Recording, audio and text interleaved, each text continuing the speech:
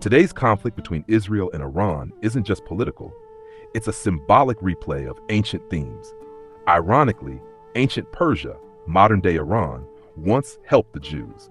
In 539 BCE, Cyrus the Great freed them from Babylonian captivity and funded the rebuilding of the temple. The Bible even calls him Yahweh's anointed.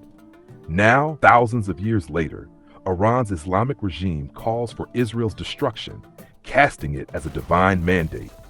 In response, Israeli leaders often describe Iran as a modern-day Haman, the Persian villain from the Book of Esther who sought to annihilate the Jews. Both sides are acting out end-time narratives. Iran awaits the return of the Mahdi. Israel anticipates prophetic threats from the east. It's not just warfare, it's a clash of identities, with each nation viewing itself as a key player in a sacred drama. IDMR inserts itself as the true spiritual Israel, replacing both the physical nation and the prophetic narrative. While real-world powers act out millennia-old tensions with global stakes, IDMR positions a small, insular religious group as the ultimate fulfillment of divine history. It hijacks the symbolic weight of Israel's story and redirects it inward, turning ancient geopolitical drama into a closed loop of self-importance.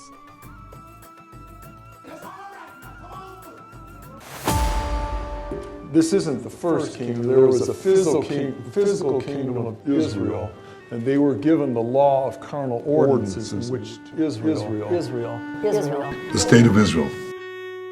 The Israel effect in IDMR. You understand? How Henry Kinley repurposed prophecy to validate authority. Henry Kinley's instruction to keep an eye on Israel wasn't just a passing remark. It was a strategic move that blended biblical prophecy, identity redefinition, and cult psychology into a system that centered his followers as the spiritual elite. This isn't just some fringe idea. When a group claims to be the true spiritual Israel, they're not just interpreting scripture, they're redefining reality for their followers. So we need to examine this claim because it's shaping lives, choices, and identities, hijacking prophetic texts. Kinley and his successors leaned heavily on scriptures like Luke 21:20, "And when ye shall see Jerusalem compassed with armies, then know that the desolation thereof is nigh."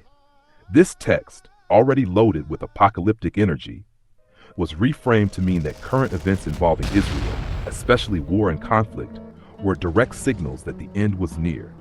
Kinley didn't just quote scripture, he claimed to be the fulfillment of it. So watching Israel became watching for his vindication. Typology trickery. Israel as shadow, IDMR as substance. To make this personal, Kinley used a classic theological maneuver, typological substitution. Natural Israel, the literal nation, the shadow. Spiritual Israel, IDMR believers, the reality. In this view, the literal nation is just a worn-out metaphor. True prophecy centers not on the Jews in Tel Aviv, but on Kinley's followers in folding chairs. In multiple IDMR branches, when someone of Jewish ancestry joined the class, a branch dean would point to them and say, "That sister is both a natural and a spiritual Jew." This wasn't just flattery, it was treated as a fulfillment of prophecy. Kinley's followers believed that Yahweh was saving a literal remnant of Israel by drawing natural-born Jews into the doctrine. It reinforced the illusion that IDMR wasn't just symbolically Israel, it was the real continuation of the biblical plan. It's not about ancestry, it's about allegiance to Kinley's teachings. This redefines identity entirely. If you believe in the vision, you are Israel. Prophetic elasticity, a perpetual crisis loop. The genius and danger of this framework is that Middle East conflict is constant. Israel is always surrounded by tension. Therefore, there are always signs to point to.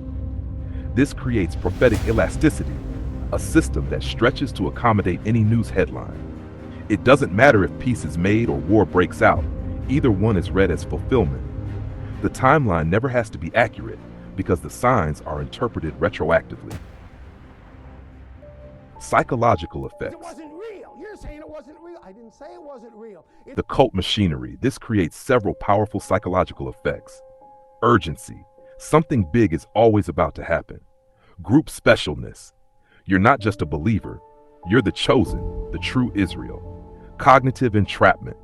All events are filtered through the doctrine, reinforcing belief no matter what happens. If he would have came at that time, then we could have said, well, he didn't come in a time that we didn't expect. He came exactly when we expected it. This book is saying he's going to come, in other words, after they do all their math and their equations, and they think it's all said and done, I'm going to show up in a time where their math ain't working. You only have a short time left before the end of this age, and even the devil knows, you see. Leader deification. If Kinley's reading of Israel is true, then he must be the divine voice he claimed to be. Dependency. Only through the doctrine can world events be properly understood, so you stay tethered. False equivalence. The absurdity of the spiritual warfare parallel. One of the more brazen illusions in IDMR's doctrine is the comparison between geopolitical hostility toward Israel and social or ideological rejection of Kinley's teachings. See, I ain't worried about the cartoon people taping me or writing about us. I don't care nothing about that. Because the one that I'm talking about consume the rocks, lick up the water, and kick your butt all at the same time. We ain't worried about that. I heard it said, I don't know these people, but I heard it said that the negative spirits are waiting around for Dr. Aaron Bryant to die. The implication is that just as Israel is hated by the nations, so too are true believers, persecuted for following Yahweh's supposed purpose, revealed through Kinley. But this parallel collapses under scrutiny. No defined identity. IDMR never clearly defines who is the true Israel. They imply it's their own followers, but rarely say it outright. The term true believer floats as a vague label, allowing for emotional resonance without doctrinal precision.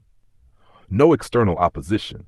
Unlike the state of Israel, which faces tangible military threats, IDMR faces no such global hostility.